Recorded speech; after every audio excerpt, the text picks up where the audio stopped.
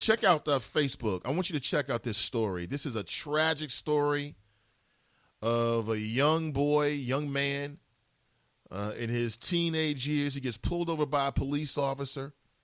The officer is way over bounds. He's way over bounds.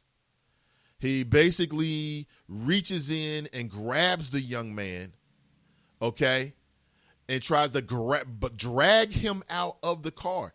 The entire time you hear this dude saying, "Am I under arrest? Am I under arrest? Am I under arrest?" Finally, the officer says, "Yes, you are." What did I do? What did I do? What did I do? Right? He's like in a panic mode because this big officer, is heated. And the officer has so many difficulties in trying to drag the guy out of the car. You know what he does? He pulls out his taser and tases him in the chest. Now, it's been well documented that police officers are not supposed to tase you in the chest, especially at close range, because it can kill you. It can kill you. And as I understand it, every time the officer pulls the trigger, that gives you a volt of electricity, I think, that has a duration of like 5 seconds. So 3 trigger pulls, that's 15 seconds worth of 50,000 volts. Now, keep in mind, most Americans are not in shape.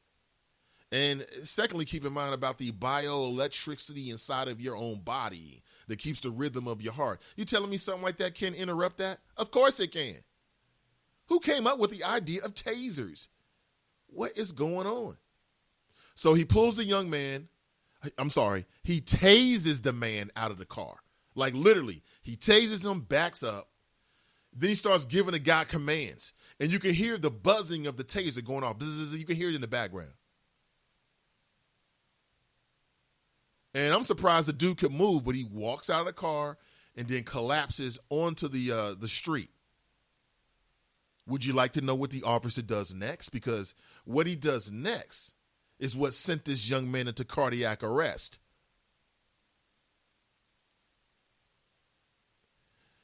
After tasing him with a duration that everybody agrees exceeds decency and police training, you can clearly see on the video he picks this young man. Now imagine this. The guy is face down, we'll say unconscious, on the asphalt. The officer straddles him, standing over him, picks him up by his shoulders, which means that he's dragging him by his shoulders and his knees are dragging on the ground. So imagine he's like we'll imagine he's like 2 feet off the ground. We'll imagine that. Unconscious. The officer drags him across the back of his vehicle and then pulls him up onto the asphalt a little bit, up onto the curb, and then drops this man right on his face. You can hear the pop. And the human skull makes a very interesting thud. I mean, it's indistinguishable. You can't. I don't ever want to be around somebody that takes a really, really great fall and lands on their head. I don't want to hear that sound. I don't want that sound in my ears. Because the sound that this man's face made when it hit the asphalt is undeniable. If that was your child, your heart would have sank. That's how hard his face hit the concrete. We also now know that this young dude suffered some very serious brain injury. They got some kind of scale that they do whenever they think that somebody has like some kind of trauma. And as I understand, it's a scale from we'll say from 3 to 15. Or maybe 1 to 15. 15 would be like a score if somebody is like conscious and everything's okay. A 3 is like the worst score you can get. This young man got a 3. I saw images of him in his coma. This officer tried to kill this kid for nothing. And get this. He was white. He's white. Not black, not Hispanic, white kid. I keep telling people, law enforcement does not care. Anybody can get it.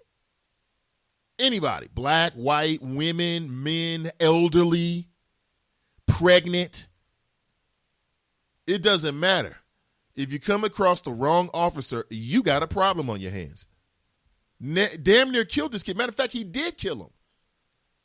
The young man died for 8 minutes. He went into cardiac arrest. The video is so oh man, it's so emotional. It really is. If you have any kind of like feelings for anybody, because some people are like cold and twisted, so they don't feel anything. But if you are that kind of person, like when you see this kind of media, you can feel it. You're going to feel it. Because after he smacks his head on the ground, you hear him making these noises like,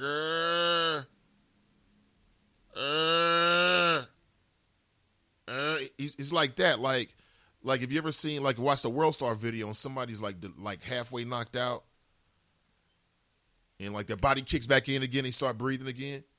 That's what he was doing. Well, what we now know is he was going into cardiac arrest. For nothing. For nothing. And as I understand it, this officer is going to spend some time in jail, and that's the way it should be.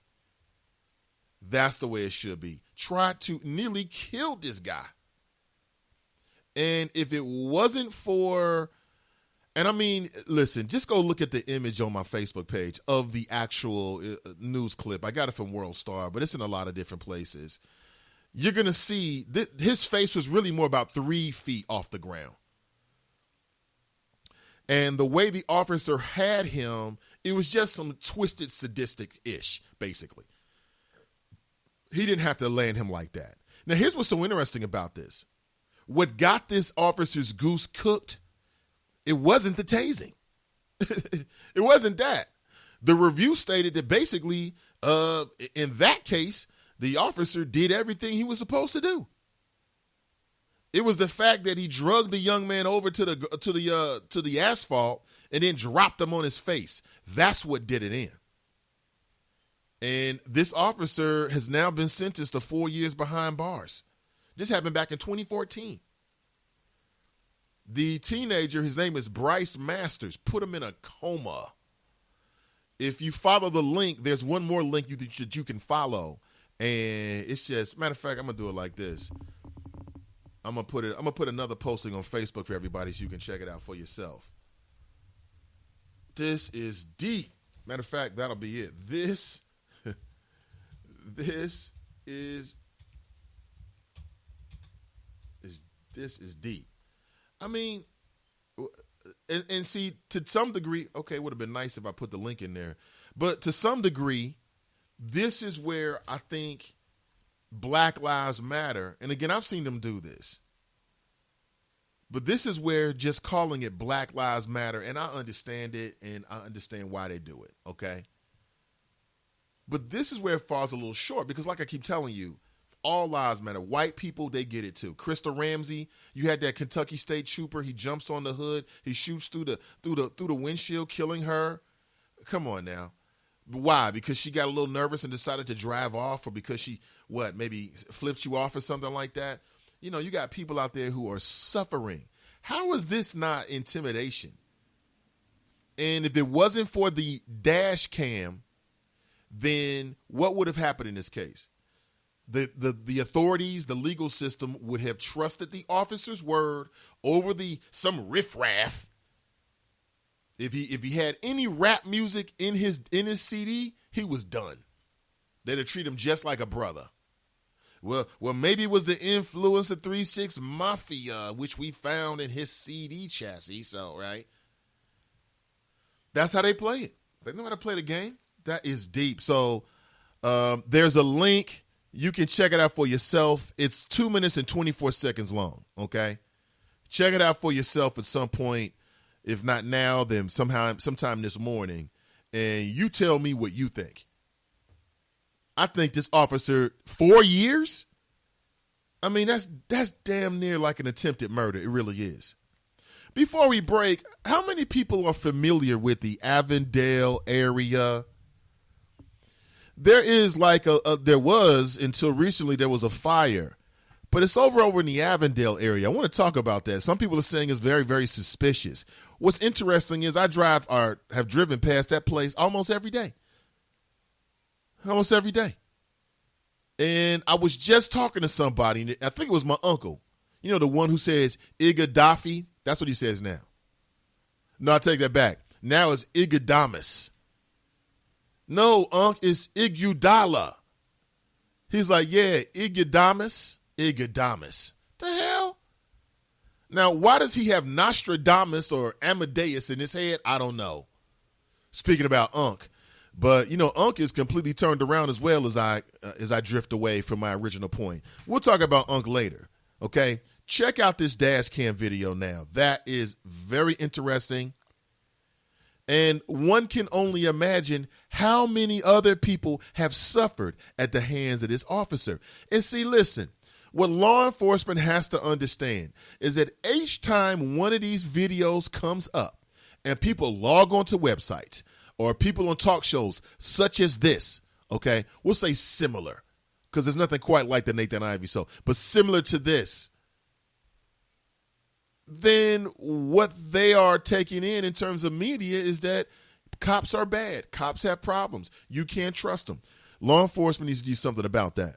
That is a major concern. And what they need to do is screen them better. And as soon as one steps out, throw the book at them. And if these officers start understanding that they're not going to get away with it, then maybe they'll wake up to to what's going on. Listen, Nate Ivey with you. Currently 7:44 a.m. in the Queen City. Back with more. So you see, son, good manners are very, very important. Someday, many years from now, when you're a grown-up, you'll be a man. And when you are, you should be a gentleman. Do you want me to go through it one more time? Yes. Yes, please. Yes, please. Exactly. Always say please, thank you, you're welcome, and excuse me. Sit up straight, hold doors open for ladies. If a door's shut, then knock first. Don't burp, don't swear, don't speak with your mouth full, don't reach across people's plates, keep your elbows off the table. What table? And don't interrupt. While we're at it, don't stare, don't use foul language, don't call people names, but do remember people's names. Always share your toys, play nice, and cover your mouth when you cough or sneeze. On the bus, give up your seat to anyone who has trouble standing. Bottom line, treat others the way you'd like to be treated. Got it? Got it. And stop picking your nose. Most parenting is hard to do in just 2 minutes. But spending just 2 minutes twice a day making sure they brush their teeth is easier and could help save them from a lifetime of tooth pain. For fun 2-minute videos to watch while brushing, visit 2min2x.org. That's 2min2x.org. A message from the Partnership for Healthy Mouths, Healthy Lives, and the Ad Council. Now back to the show.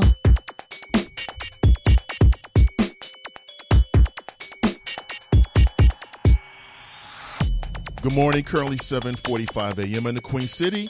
Nate Ivey with you.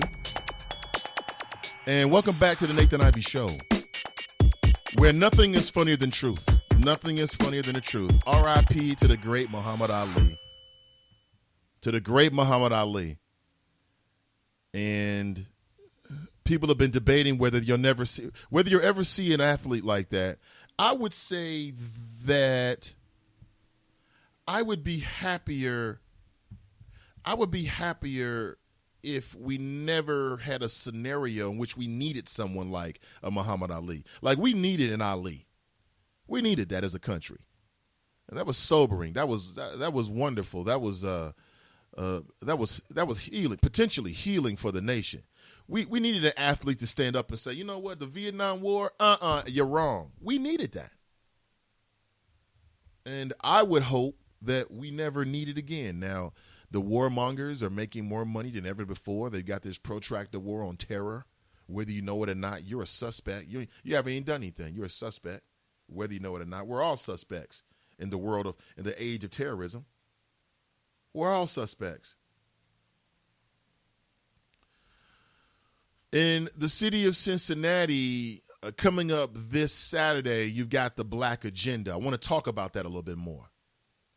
The Black Agenda, okay? And we're going to get together and talk about what our priorities are. And I don't want to go super negative about them, and that's not really my point. I'm really hoping that for those who may be in attendance, that it's something that can uplift the community, that can unify the community. But I got my doubts. My number one doubt is the choice of speaker. That's right. I said the choice of speaker. And you're like, what do you mean, Nate? The speaker is Michael Eric Dyson. Yeah, that's right. What does Michael Eric Dyson know about Cincinnati? Nothing.